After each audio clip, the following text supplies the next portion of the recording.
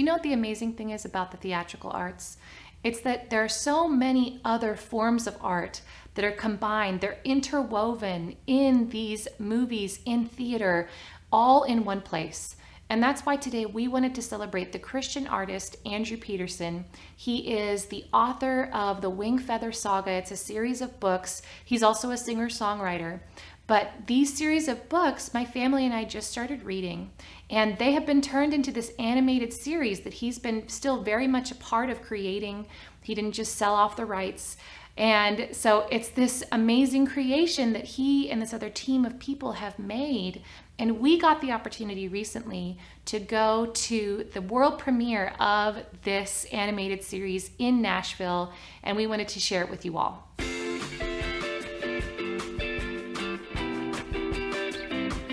Welcome to Celebration State, where we help Christian creatives to grow in their creativity and in their love for God. So let me tell you about this night. It was incredible. We got the opportunity to go, and we were told that it was a black tie event, or we also had the option of dressing in costume. So I don't know if y'all know me or not, but which one of those things do you think that I would pick? We picked costumes, which was so fun. It was a bit of a challenge because it was so last minute. And also we hadn't seen the series yet. And so we didn't have a whole lot to go off of, different illustrations that we'd seen, but some of the illustrations in the book have been adapted into something a little bit different, a little bit fresher in the series. And so we did our best to just throw something together last minute. And it was so fun to see other people's costumes as well and see all the things that they had put together to make their costumes or to buy their costumes if maybe they had a little bit more time to prepare. And so with our costumes, we went as Alethea, my daughter, was Lily, and then Rowan, my son, went as the boy, Janner. And then I went as the mom, Nia, which was a pretty simple outfit, just an apron and a shirt. And then my husband, he really shines when it comes to the theatrical arts and costumes.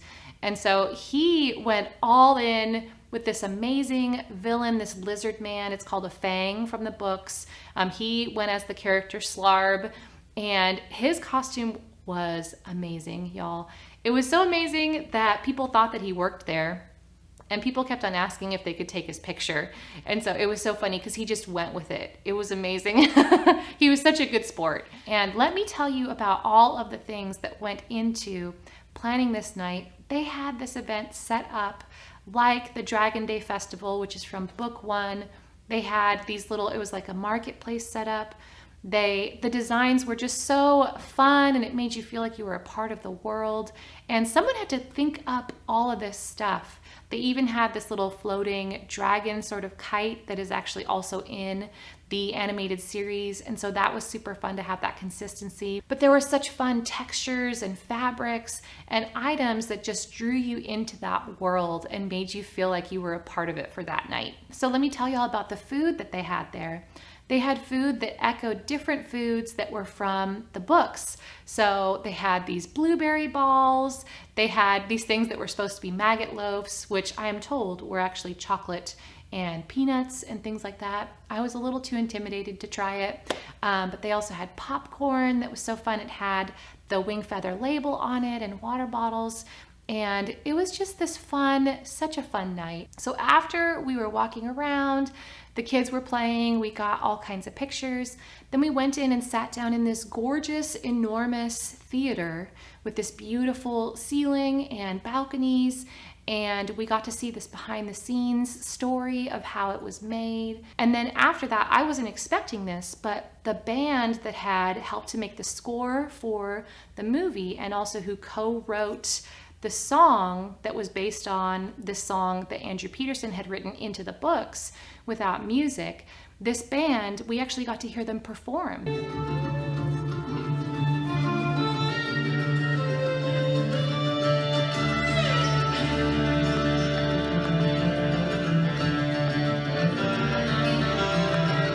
The band band is called Arcadia Wilds. I haven't looked them up yet, but it's this fun folk sound. Each one of them had an instrument and was also singing at the same time. If you're a musician, you know how challenging that is. So I was impressed. My husband Joshua was impressed. So then we got to sit down and watch episode 1 and 2. And so the way that they made this series, they're really trying to be creative, but also to be innovative. They didn't want it to look just like Disney, just like other animation that I'm sure we've all seen, we saw growing up, and we've seen what they're doing with things now in a modern way. They want it to be different. They want it to be unique. And so what they're doing is they're incorporating this sort of painterly style into animation. So in the same way for me, in the same way that, watching claymation, it kind of takes your eye a little bit of time to get used to. I feel like it's the same way with this different style of animation. But if you look at the setting of this animated series, you'll notice that it looks like you're in a painting. And the really incredible part was that we actually got to watch the unfinished episode 3, which was amazing. They just got so excited they wanted to share it with us, and they had permission to be able to do that. And so we got to see, it had all of the words, and you could see the characters, but a lot of the setting was just not done, and music was not done, and all that kind of thing. So it was still so incredible though, because you'd seen the first 2. And so you could kind of imagine what it was going to look like when it was finished. So why am I so excited about this series? Let me tell you, if you are not a nerd and you don't like reading and you haven't heard about Wingfeather already, which many, many people have, but if you've not heard of it yet, why am I so excited about this? It's children's literature, and now a series that's made from a Christian worldview.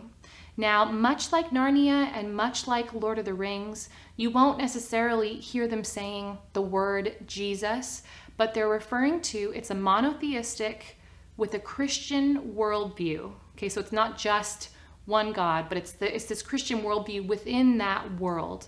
And so you're seeing themes that are really lost in the world that we're in today. I am a mom, I'm a Christian mom, and some of the things that people have put in books for children to read, and some of the things that they've put in series or movies, Disney even, goodness, I don't know if if you're an adult now and you're not a parent, the nasty stuff that they're putting into Disney movies. And it's not a safe thing for parents anymore. But this kind of movie is one where you will see actual good and actual evil. That is actually being totally lost from movies these days. It's just this big gray wash where the ends can justify the means. Or even there might also be other worldviews still. That's more of a secular worldview where things are just confusing, and we're just injecting confusion into the minds of children. Or you might just be injecting paganism into the minds of children. A lot of anime today, if your kids are watching that, even things like Kung Fu Panda, which I know is not anime, but what you're injecting into your children with those movies, with those kinds of things, is you're injecting this pagan worldview, which has a lot of ancestral worship of people, and not God. And so as parents, as Christian parents, we have decided to be very careful about the things that we're putting into our children. And that's why it's so incredible to see something like this, that you actually can trust, that is coming from a Christian worldview. It's been called a family-centric story because it places importance on the family. It's not like the Disney movies, which pretty much destroy the family, or Pixar movies, which pretty much destroy the family within the first scene. It's different from that. And these are the journeys that our kids need to see. And that is why this series is so important, because media like this has the ability to affect the hearts and minds of people, and young people, especially with something like this. And that in time will affect culture. So I think that this is an amazing undertaking that they have accomplished after so many years of putting this together. And yes, like all other Christian art, it is not without its flaws. I'm not here to tell you it was perfect and nothing was wrong with it at all. But that is really what art is about, is being comfortable with failure, being comfortable with trying for excellence and being okay with whatever comes out as long as it's biblical, and keeping on trying. So I applaud Andrew Peterson and all of his team for this amazing undertaking and for what this will mean for the world. So I would, as far as parental guidance and recommendations, I would say 4th, 5th grade is probably a good range for this. And if you do read it to your younger children, which we are reading it to our son, who is younger, he's in 2nd grade, there's times when I'm skipping some parts. There's times when we're really talking through some parts that seem a little bit scary because it is geared towards an older audience. There is actually an evil that they are fighting. And so they do have to describe that evil and what it's doing so that we can see the full effects of it. I hope that this video and I hope that these books bless your family. If you are a Narnia, a Lord of the Rings fan, then I think that you'll be a fan of these too.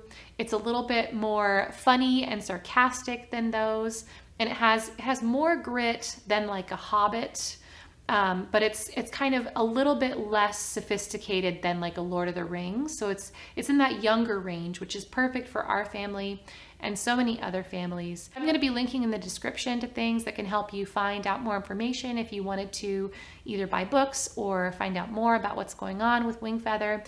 But I hope that this video blessed you. If you are a Christian creative and you want to learn how to join your creativity with your love for God, then I hope that you will come on the journey with us and subscribe to this channel, because we want to encourage you and strengthen you to walk out your journey, your passion for God, and your creativity with a well-rounded perspective of who God is and who He's made you to be. Thanks so much for watching. Be so blessed.